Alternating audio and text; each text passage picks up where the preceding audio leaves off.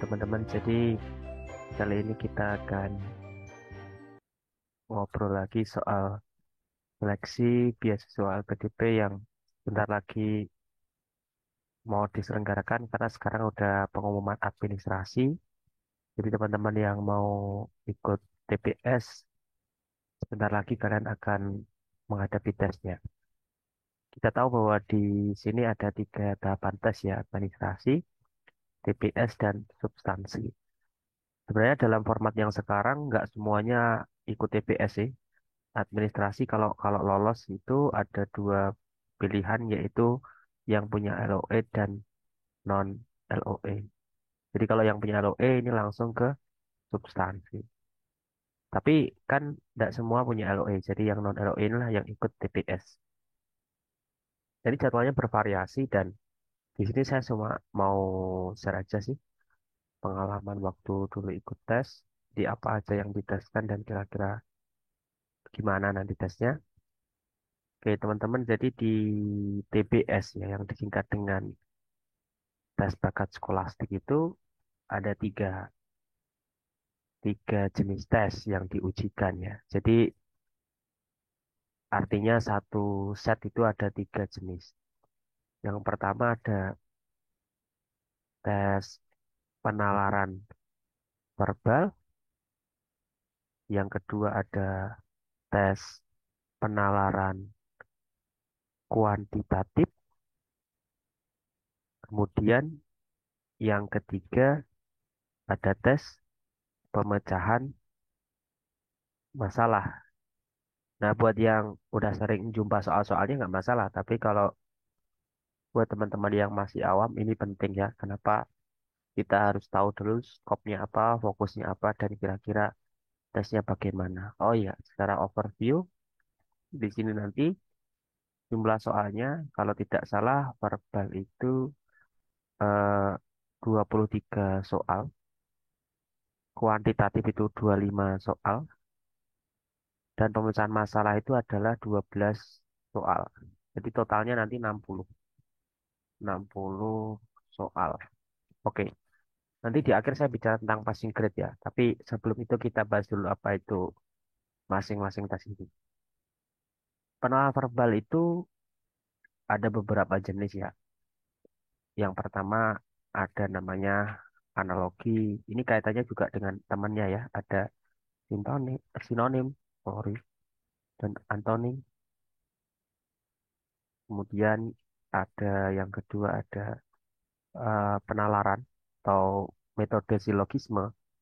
Kemudian yang terakhir ini yang paling susah ada metode analitis, penarikan kesimpulan secara analitis. Jadi setidaknya ada 3 subtes, analogi, silogisme, dan analitis. Nah, berapa jumlah soalnya ini tidak tahu ya, bervariasi. Tapi yang jelas kalian harus belajar ketiganya. Nah, buat yang pengen tahu gimana sih jenis-jenis soalnya, kalian bisa simak di channel saya ya, di Jago Bermatematika, tapi di video lain. Nanti saya bikinkan untuk masing-masing subtesnya, biar kalian tahu kira-kira seperti apa. Kemudian yang kedua yaitu penalaran kuantitatif. Ini juga ada banyak jenisnya. Yang pertama biasanya itu soal deret atau pola bilangan. Kemudian yang kedua itu ada soal aritmetika atau hitung-hitungan dasar. Ini seperti menghitung bilangan, operasi, dan lain sebagainya.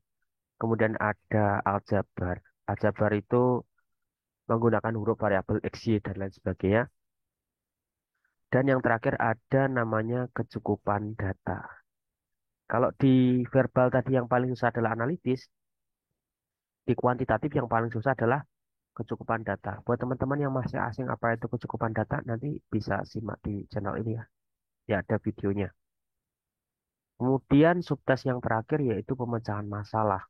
Nah, pemecahan masalah ini adalah soal literasi atau gampangnya adalah soal bahasa Indonesia. Jadi menurutku kalian bisa belajar dari soal-soal UN, SMA bahasa Indonesia, atau soal ujian mengenai bahasa Indonesia. Ini soal-soalnya seperti bahasa Indonesia. Jadi nanti ada teks yang panjang, kemudian diminta menarik kesimpulan atau mencari ide utama, kemudian mencari informasi dari gambar, ya seperti soal bahasa Indonesia waktu ujian seperti itu.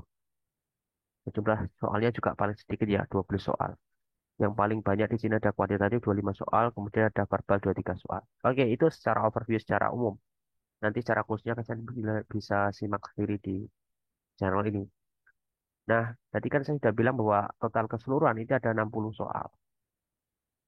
Ada namanya passing grade ya. Passing grade itu ambang batas seperti tes-tes CPNS dan lain sebagainya ada namanya passing grade. Nah, passing grade ini sifatnya tidak tetap ya dan masing-masing jalur itu beda. Jadi kan ada jalur umum atau reguler, ada jalur targeted, ada afirmasi. Nah, ini beda-beda. Ini beda-beda dan sampai sekarang itu sebenarnya tidak pernah diumumkan berapa resminya dari LPDP. Jadi kita cuma bisa menebak-nebak. Tapi kebanyakan teman-teman yang lolos ya paling enggak kita harus bisa menebak separuh lah ya. Jadi paling enggak 30 soal per 60 soal. Tapi tidak mesti ya ini karena tidak ada informasi resmi. Jadi setidaknya bisa menjawab 30 dari 60 soal. Nanti setelah tes skornya langsung muncul. Saya lupa skornya itu dikali berapa, tapi yang jelas itu perkalian dari jumlah yang benar.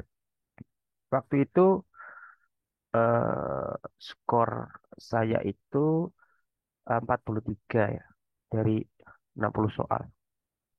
Ya. Jadi ya lolos gitu. Saya dapat 43. Dan saya juga masuknya prasejahtera, jadi lumayan oke gitu. Waktu itu juga skor 40-an itu udah di atas rata-rata seperti itu. Tapi kalau untuk persisnya sampai sekarang tidak diumumkan. Ya menurutku paling enggak 30, 35 udah oke sih. Oke itu aja untuk yang overview umumnya. Nanti yang lebih khusus kalian bisa simak di video selanjutnya mengenai masing-masing subtas. Oke, thank you.